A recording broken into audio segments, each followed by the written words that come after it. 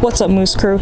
Today I'm going to be taste testing all these Mountain House breakfasts, except I'm not going to be taste testing them all at once because I'm going to be doing this a little bit differently.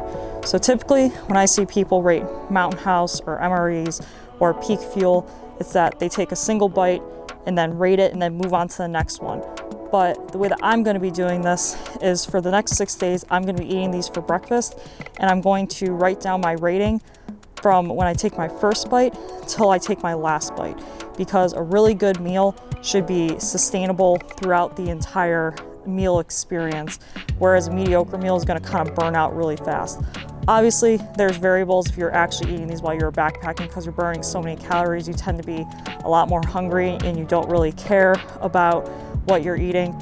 But this is, I think, the most fair way to actually review all of these meals together.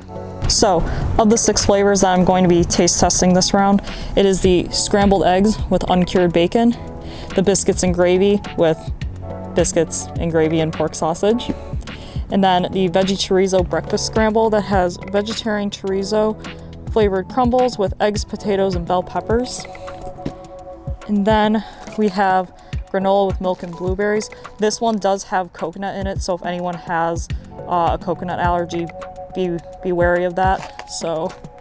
And then we have the standard breakfast skillet that has shredded potatoes, scrambled eggs mixed with pork sausage, peppers, and onions. And then this one, Mountain House doesn't carry anymore on their website. I don't know if it was just a temporary thing, but I had gotten these a while back. But this one is the spicy Southwest style skillet with potatoes, shredded beef, black beans, and green chilies and vegetables. So I'm very excited to try this one, even though it's discontinued. So hopefully I don't like it too much. That'll be sad that I don't have it anymore.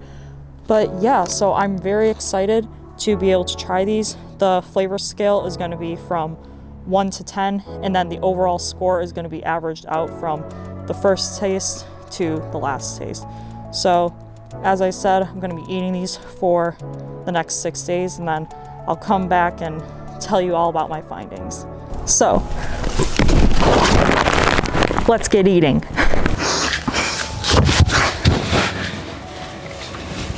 And we back. So between filming the intro of this video to now, there's a very obvious change of scenery in my backyard because I moved back to Montana after being in Illinois for so long.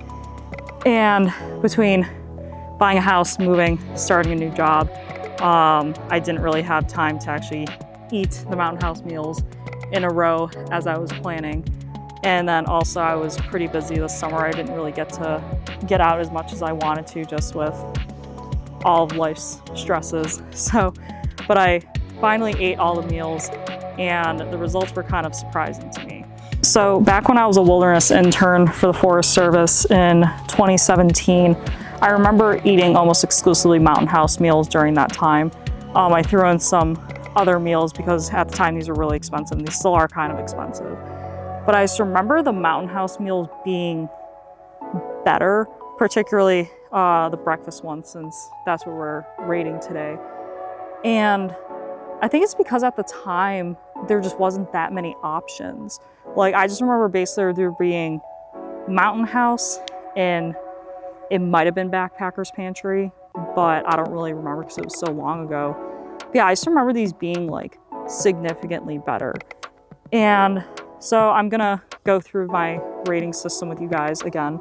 So I would rate based off of my initial impression, which was the first bite, and then whenever I was basically done or tired of the meal, which would be the last bite. And then I will add those up and then average them out and then see where it comes to. And a lot of the Mountain House meals actually came out kind of lower than I initially expected. So the very first meal I ate was the biscuits and gravy, and this one I remember being my favorite, and it is still, according to the rankings, one of my favorites. There is one that scored an 8.5 along with it.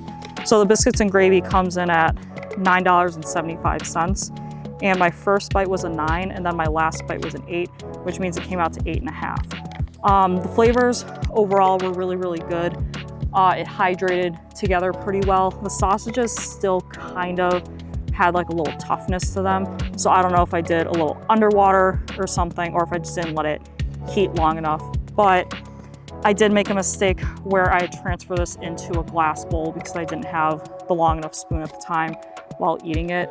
And then ultimately the flavor kind of dropped as it got cold. So I think that that's probably where the 8 came from. And like I said, that was my own fault. Yeah, so overall 8.5, pretty good. And so the second meal that I had eaten was the breakfast skillet.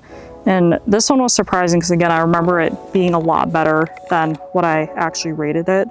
So this one comes in at $11.50. And my first bite was a 6, and then my last bite was a 5, making the average come out to 5.5.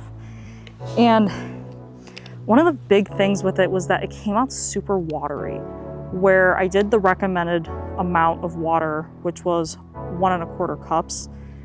And the water was hot enough, but it just still came out so watery. And then like the eggs were really, really soggy, and it just started like kind of making me gag at some point because I just thought it just wasn't that great. So this one was a pretty big L, and yeah, so yeah, these are the only 2 containers I kept because I ended up throwing out some of them when I was actually camping, or I just didn't want to deal with rinsing out the containers.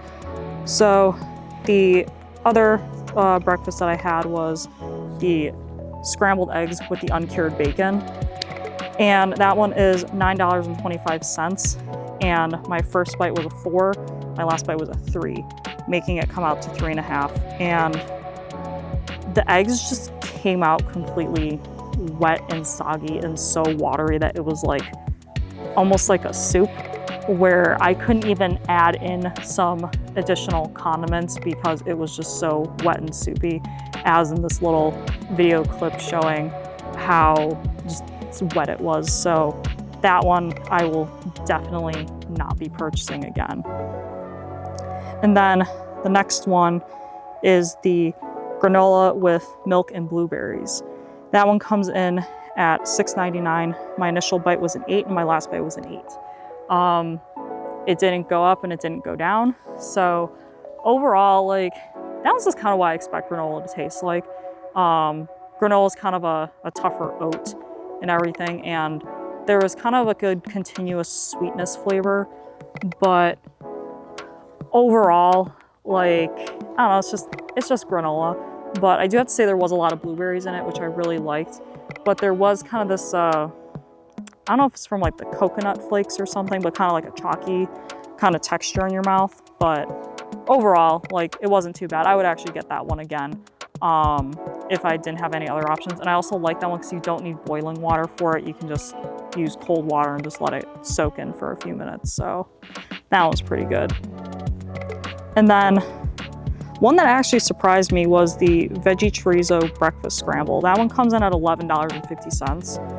And my first bite was a 9 and my last bite was an 8. And it was actually really good. When I was taking bites, you know, the flavors, like, you know, would change at least a little bit and stuff. And the veggie chorizo is like a meat alternative, so it's good for vegetarians. There's still eggs in it though, so be wary of that. And I did end up using less water for that one, and it came out to the correct consistency. So that one came out to an 8.5, and so it's tied with the biscuits and gravy. So those are my top 2 from Mountain House meals. And then the last one was that spicy Southwest style skillet, which they don't make. It was a limited release or something. So that one, it came in at $9.99, and the first bite was an 8 and the last bite was a 6, which means it came out to be a 7. I recall this having a really heavy, like, chili powder taste, and honestly it came out to the point where it just became too overwhelming and I just wasn't enjoying it after a while. So definitely, I'm kind of glad that they don't have that anymore, because I definitely would not be purchasing it again. So that is all for today's video. I hope that this provided you some knowledge. If you enjoyed this, please like this video and subscribe. Leave a comment below about any sort of brand you want me to see taste test. The next one up is Trailtopia. And yeah, that one has some surprising results too. So yeah, tune in next time. Thank you so much and hope you have a good one. Thanks, bye. Of, you know, I'm super hungry and of course there's a dog. Come on, man.